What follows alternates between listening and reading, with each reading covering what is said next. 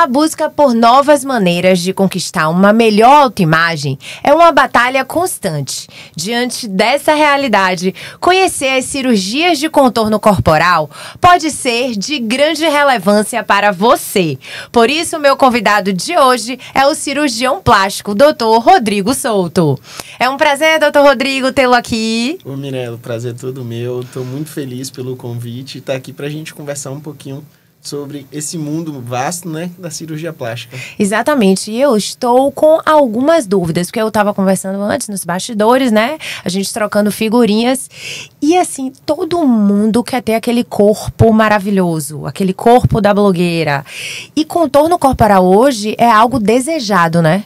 Tanto por mulher quanto pelos homens. Isso, exatamente. Hoje em dia até muitos dos homens têm nos procurado também com esse intuito de realizar essas cirurgias de contorno corporal, principalmente a lipoaspiração, porque a gente faz muitas atividades no dia a dia, mas mesmo com todas elas a gente não consegue eliminar toda aquela gordura indesejada. Então, cada vez mais a cirurgia plástica tem oferecido tanto opções para os homens quanto para as mulheres.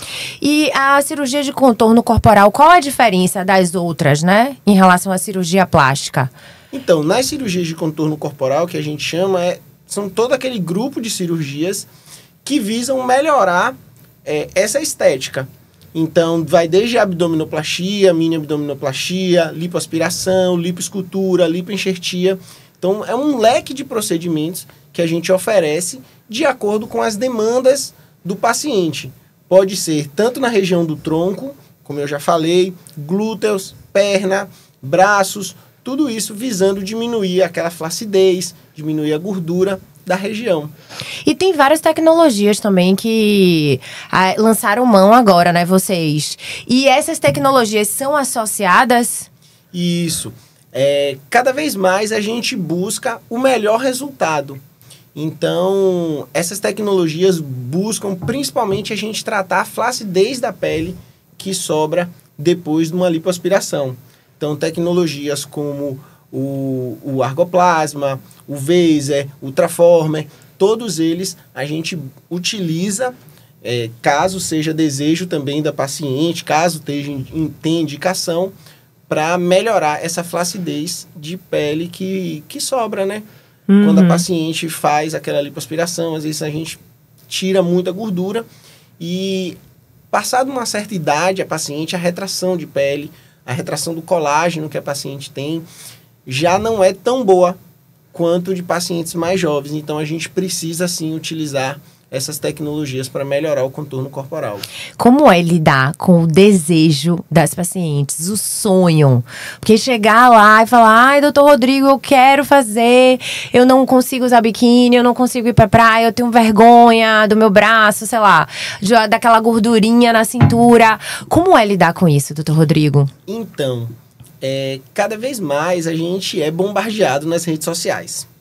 Então, a gente tem sempre aquele estereótipo de beleza, apesar de que a gente já não cultua tanto certos estereótipos, mas a gente tem referências o tempo inteiro do que é bonito, do que é belo, do que é aceitável, e a gente quer esse resultado.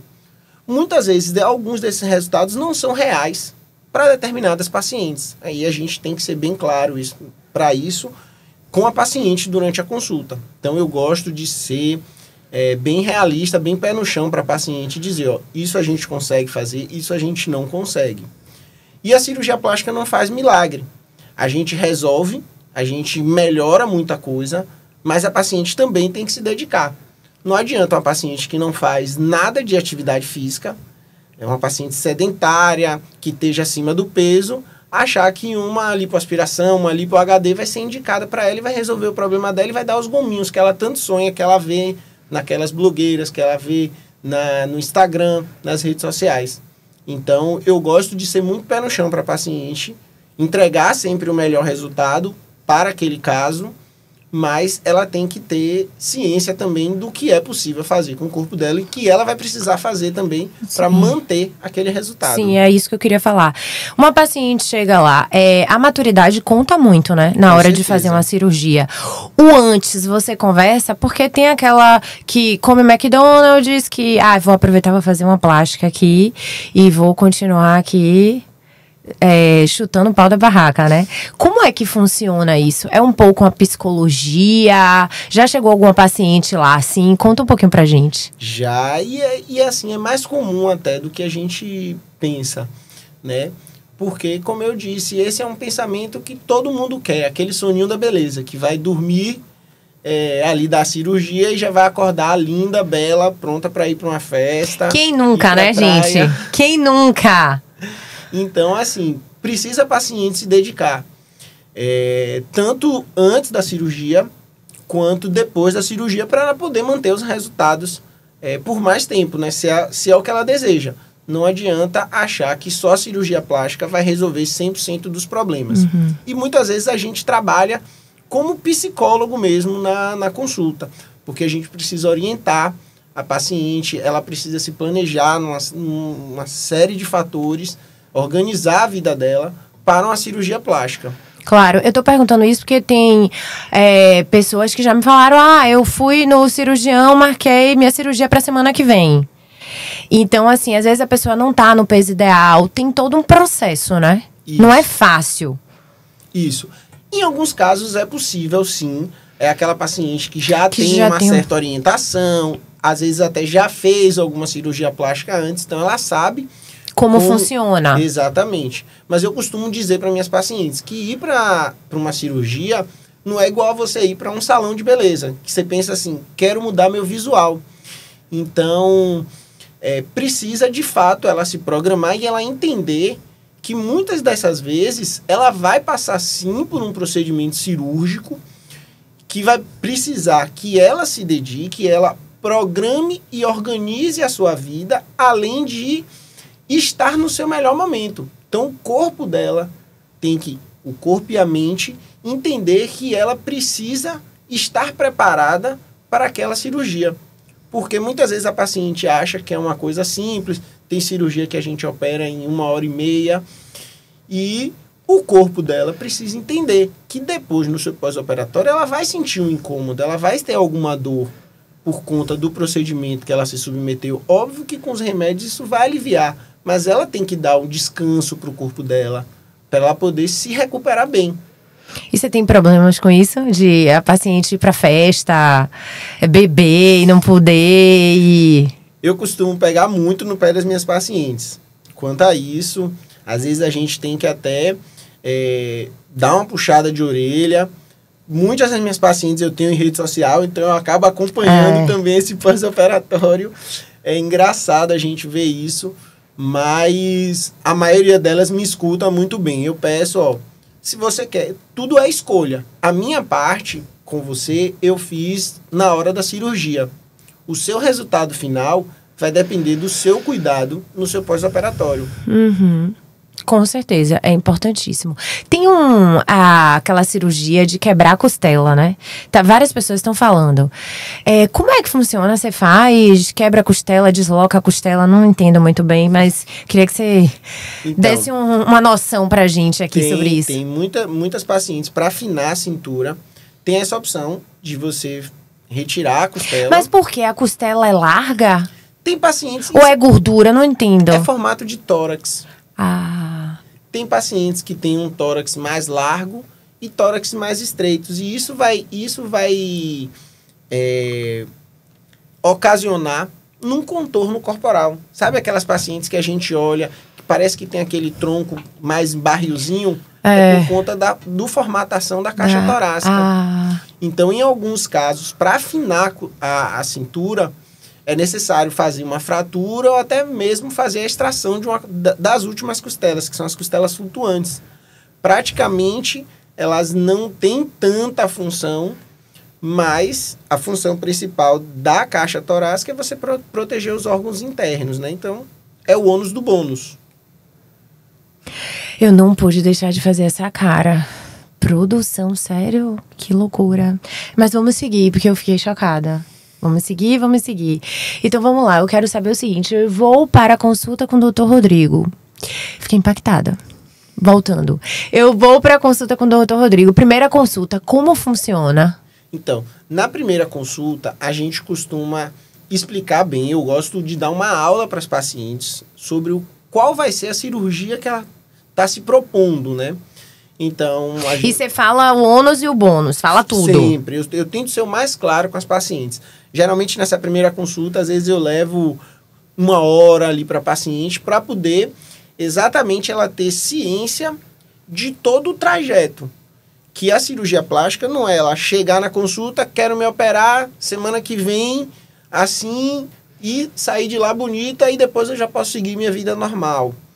Então, a primeira consulta é fazer esse trabalho todo de conscientização da paciente, de que do cuidado que ela vai ter que ter antes, durante e depois da sua cirurgia, para poder, de uma forma, ela saiba o que vai acontecer. Botar ela na realidade. Botar ela na realidade, exatamente. Nisso eu vou mostrar antes e depois, técnica cirúrgica, incisão, a gente faz toda aquela avaliação física para explicar, para ela ter noção do que é. Muitas das pacientes chegam no consultório sem ter noção do que é uma cirurgia plástica. Sério? Acha que é só chegar ali, aquele cortezinho, botar prótese, isso e aquilo, e muitas vezes não tem indicação.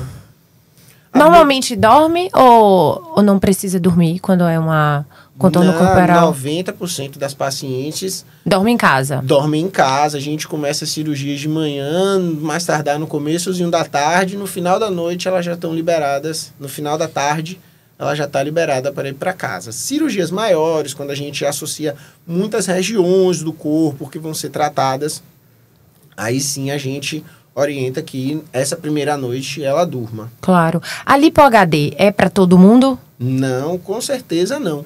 Lipo HD é para aqueles pacientes que têm uma atividade física, que fazem atividade física, que tem uma certa tonicidade muscular, mas não alcança aquele resultado desejado. Então, aí, nesses casos, a gente costuma indicar a Lipo HD. Que é aquela lipo de Virgínia. Só para as pessoas entenderem. A lipo de Virgínia, só porque, né? Ela é famosinha pra gente saber. Que é do gominho. Isso, a Lipo HD, como o nome já diz, é lipo de alta definição. Agora, doutor Rodrigo, como faz para ter a barriga da Virgínia? Ali tem a parte estética da cirurgia em si, mas tem a parte do cuidado pessoal. É uma associação de coisas. Então, a gente tem que pensar no paciente como um todo. Além da cirurgia que a gente está realizando, é atividade física, é dieta, uma série de cuidados e restrições que ela faz. Com certeza, não é só a cirurgia plástica que vai dar aquele resultado para ela. Mas ela teve aquela distensão abdominal? A diástase? A diástase é bem comum na gestação. Que ela teve 2, né? É bem comum as mulheres, depois da gestação, apresentar algum grau de diástase, que é o afastamento dos músculos. Muito você consegue corrigir e diminuir através de certos exercícios, mas é bem comum, porque a região da diástase é uma região de fáscia. Não é uma região que trabalha como músculo. Ela tem uma certa resistência, mas a partir do momento que ela elastece, ela não consegue retrair ao que era antes, sem cirurgia. Entendi. E pra ela voltar, porque as pessoas falam assim, meu Deus, a barriga ficou enorme, depois voltou ao normal. Fica.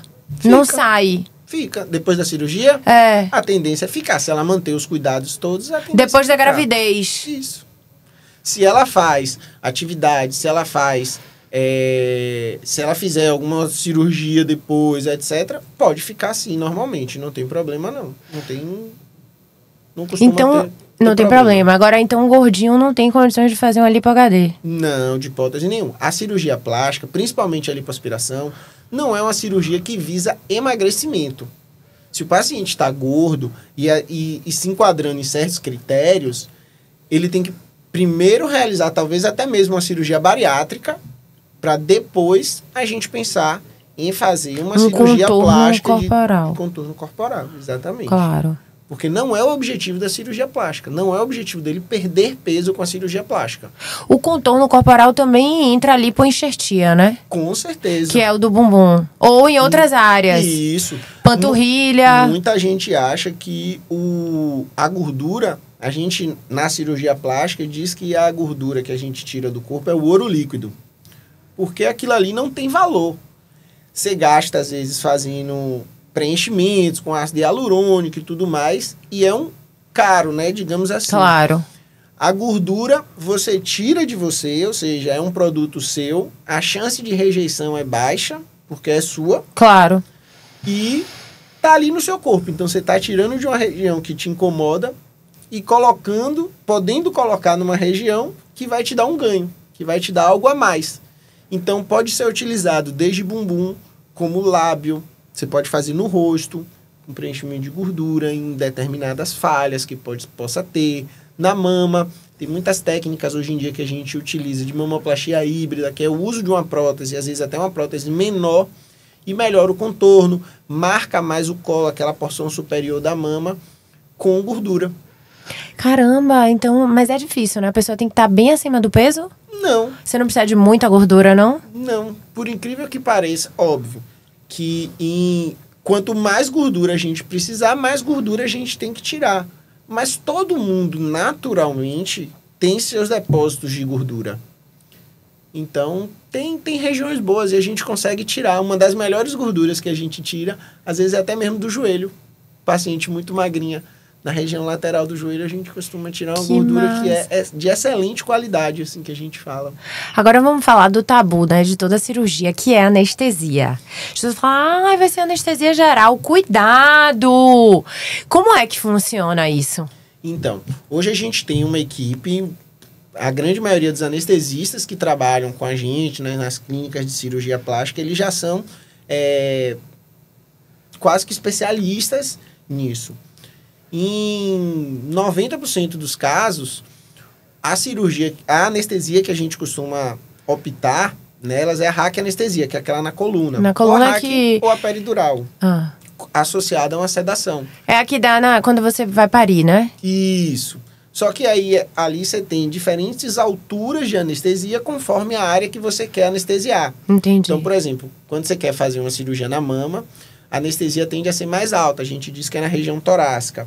Quando é a cirurgia de abdômen, você faz um pouquinho mais baixo. Então, você faz nas últimas vértebras torácicas ou nas vértebras lombares. Entendeu? Geralmente, isso fica mais a cargo do anestesista. Mas isso associado a uma sedação. Então, a paciente está dormindo, ela dorme durante o procedimento todo, não vai sentir as dores pelo fato de estar anestesiada. E ela, quando termina a cirurgia, ela já acorda bem. Ela não acorda com aquela, às vezes, da intubação, de anestesia geral, que você está com aquele tubo na garganta. Então, a paciente, ela acorda muito melhor. Por isso que hoje a gente tem essa facilidade, a praticidade da paciente poder operar e no mesmo dia ir de alta. Exatamente por conta da anestesia. Ah, que legal. E o silicone, né? Que a gente não pode deixar de falar. Todo mundo quer botar silicone. Até as adolescentes ficam querendo botar. Ele também tem vários modelos hoje em dia, né? Você pode fazer, não tem muita... Você não precisa ficar um mês sem dirigir. Conta um pouquinho sobre essas novidades. Isso, então.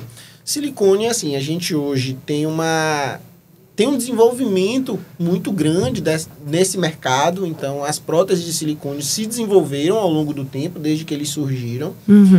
Então, a gente tem, além da facilidade das próteses em relação aos cuidados, os cuidados pré- e pós-operatórios, a gente tem a facilidade de não precisar mais trocar, de ter aquela obrigação de trocar as próteses a cada 10 anos e tudo mais, já não tem mais tanto essa obrigatoriedade, essa validade. Em relação a esses cuidados do pós-operatório, de você poder fazer suas atividades normalmente, existem técnicas hoje, até de recuperação em 24 horas, que a gente chama. Não é que a paciente vai estar 100% podendo fazer tudo normalmente 24 horas após a cirurgia, mas é que aquela restrição que existe das cirurgias, das próteses, ela não vai ter. Então, ela pode, como você mesmo falou, dirigir no dia seguinte, carregar, às vezes, uma criança pequena. Então, são facilidades que, de fato, para a cirurgia da prótese mamária, exclusivamente, naquela mama de aumento, vai trazer uma série de benefícios, porque a paciente não precisa parar completamente a sua rotina. Claro. E pode atrapalhar na amamentação? Muitas futuras mamães, né, querem saber isso, porque se atrapalhar, talvez faz depois. Como é isso? Não. Isso aí não atrapalha, não. A prótese de silicone, ou a gente vai utilizar ela abaixo da glândula mamária, ou vai utilizar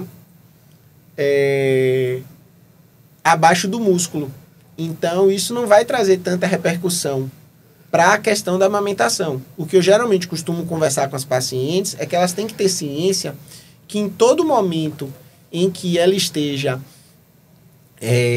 no seu período, tanto da gestação quanto da amamentação, é que seu corpo vai sofrer mudanças. E quanto tempo tem que renovar o silicone? Então, hoje em dia já não tem mais essa orientação, assim, a obrigação de você ter que trocar a cada 10 anos. O que a gente costuma orientar as pacientes é que ela anualmente vá, pelo menos, à consulta com o cirurgião plástico, faça seus exames de rotina, um ultrassom das mamas, para ver se está tudo ok. Estando tudo ok, a paciente pode ficar tranquilamente com sua prótese aí vários anos. Muitas das vezes tem algum grau de contratura, já tem algum grau de pitose da mama, aí a gente orienta que troque a prótese ou faça uma nova cirurgia. Às vezes até mesmo o paciente muda de ideia, né? A gente sabe que 10, 15 anos depois a nossa cabeça não é a mesma. Claro. A gente, há muitos anos, tinha aquele costume de próteses grandes, as mulheres queriam mamas grandes e tudo mais, e hoje em dia a gente tem um movimento um pouco contrário a isso. As mulheres querem mamas mais naturais. Então a gente tem utilizado hoje em dia próteses menores do que a gente utilizava 10, 15, 20 anos atrás. Claro. Então a cabeça da paciente muda, então tudo vai de acordo à época também da paciente. Com certeza. E outra coisa que eu queria perguntar, tem vários estilos de prótese, né? Tem a prótese supra alta, e a mais natural. Como é a escolha? É natural? É você que escolhe? É a paciente que escolhe? Então, para prótese a gente costuma fazer uma decisão em conjunta, tanto do médico, o desejo da paciente, com as orientações do médico. Muitas vezes a paciente já vem, minha amiga colocou uma prótese tal, assim, assado, de tantos volumes, e a mama dela ficou ótima, eu queria colocar igual. Eu queria também a mesma coisa. E a primeira consulta, como a gente conversou, é exatamente para a gente desmistificar isso daí. Porque às vezes o que sua amiga colocou não é o ideal para você. Seu corpo não é igual ao de sua amiga. Então por isso que a gente costuma dizer que as cirurgias plásticas são personalizadas. Porque cada paciente é única para a gente. Não tem o que Virgínia fez, que vai ser, talvez aquilo não seja o ideal para mim. Claro, mas tem, doutor Rodrigo, aquela pessoa que fala assim, eu quero a barriga da Virgínia, e mostra o celular e... Isso é muito comum. Então, assim, como eu te disse, são expectativas e realidades. A gente tem que trazer o paciente para a realidade. A gente sabe que ele está esperando aquilo ali, mas ele precisa se enquadrar para ter aquele resultado. E tem aquela paciente teimosa? Sempre tem. Eu quero isso, doutor Rodrigo, vai ficar melhor em mim. Sempre tem. E aí é aquela questão. Se for algo irreal, que mesmo com toda a conversa você não consiga, aí às vezes você tem que pensar na relação médico-paciente. Vale a pena a gente tentar tratar isso da paciente, sendo que não vai resolver? É aquilo mesmo que o paciente precisa, entendeu? Então, muitas vezes a gente tem que botar o pé no freio e tentar conscientizar o paciente de que, às vezes, aquilo não é o necessário para o caso dela. Você já disse não para uma paciente, para um paciente? É o que o paciente menos quer ouvir, mas é o que, às vezes, é necessário a gente fazer. E ele fica frustrado ou Com entende? certeza, muitas vezes o paciente que entende é ótimo, porque às vezes o não que você dá não é o não porque você não quer operar. Sim. É o não porque aquele não é o momento ideal para operar o paciente. Uma pergunta muito comum que os pacientes me fazem é: doutor, por que você manda a gente perder peso antes da cirurgia? Porque aquele momento não é o momento ideal para a gente ter o seu melhor resultado. Então, às vezes, o paciente precisa perder peso para, primeiro, diminuir os riscos cirúrgicos, porque é uma cirurgia, por mais que seja uma cirurgia que você vá para casa no mesmo dia, tem uma série de cuidados que a gente tem, é um procedimento cirúrgico, então existem riscos envolvidos, mas porque o paciente depois, ele vai te cobrar o melhor resultado. Então, se ele não estiver no melhor momento dele para operar, ele não vai alcançar aquele resultado que ele deseja. Então, muitas vezes a gente precisa mesmo que o paciente, sua meta de peso aqui é tanto. Perca esse peso que a gente programa sua cirurgia tranquilamente. Esse cuidado você tem, dá pra ver aí, é importante isso pro paciente, né? Pra mim, mostra credibilidade e confiança. Porque quando o médico fala, não, você pode tudo, coma, fique à vontade, vamos precisar de mais gordura. Tem isso, eu já vi amigas minhas falarem. Hoje eu tô comendo horrores porque eu vou fazer o contorno corporal e aí ele precisa de mais gordura. Isso também é uma... Isso assim, essa é uma recomendação muito controversa de dizer, porque até que o que você está comendo não vai ser convertido em gordura instantaneamente.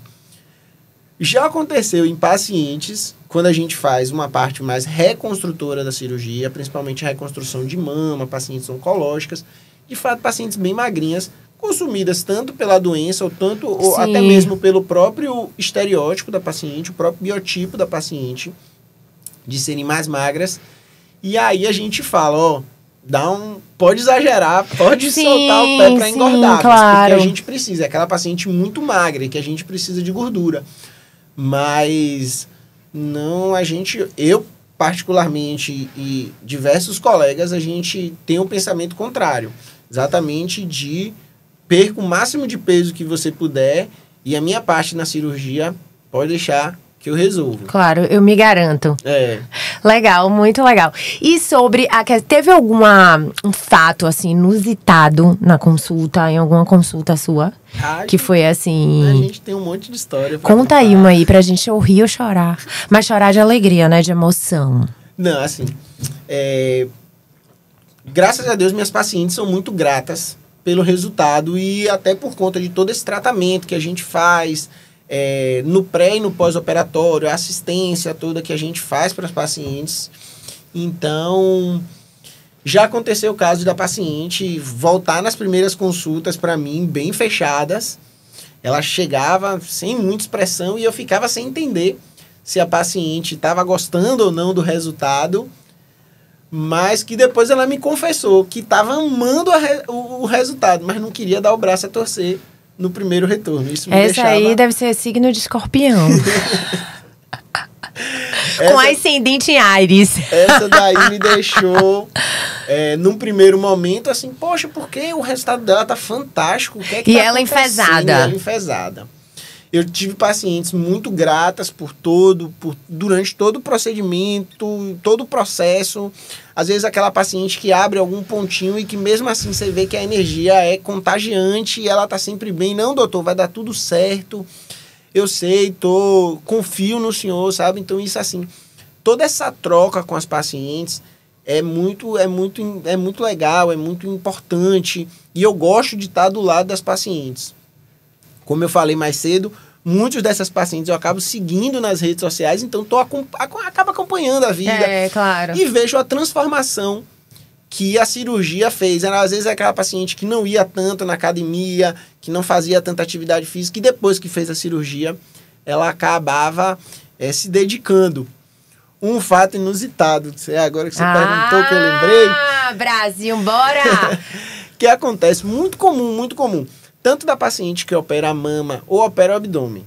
Por exemplo, a paciente tinha aquela mama grande, sempre incomodou ela tinha dores nas costas. operou, resolveu o problema da mama dela. Tava super feliz no pós-operatório. E ela chegava numa das consultas de retorno, doutor, minha barriga cresceu. Minha barriga cresceu, doutor, eu nunca tive essa barriga. E eu falava, não, essa barriga é sua, sempre foi sua. Mas a sua mama te incomodava tanto que você nunca prestou atenção para sua barriga. Então isso é muito comum. E às vezes o contrário também. Aquela paciente que opera o abdômen e diz, doutor, eu não tinha esse peito grande assim não. Minhas mamas não eram tão grandes assim. E eu falo, não, é isso aqui. Às vezes a gente tem aquilo que incomoda tanto a gente. Que a gente não vê. Que a gente não consegue prestar atenção a mais nada ao redor. Então, isso é algo que eu gosto muito de conversar com as pacientes. Chamar atenção. Entendeu? Essa conscientização na consulta é muito importante. Com certeza. Não, isso é reflexivo para tudo na vida, né? Sim. Que a gente fica naquele foco ali, às vezes tem outro que também não tá legal. Bacana, adorei o nosso papo. Então, soninho da beleza para todo mundo, né? Para quem quiser, claro. Para quem quiser, quem puder e tendo indicação. Pois é, eu já fui mandando todo mundo fazer, mas não, tem razão. Tem as indicações. A gente sempre tem que pesar bem cada caso para poder sempre buscar o melhor resultado para o paciente. Tá vendo? Fica a dica aí para todo mundo. Obrigada. Obrigado, Mirella. Eu que agradeço. Oh, foi massa.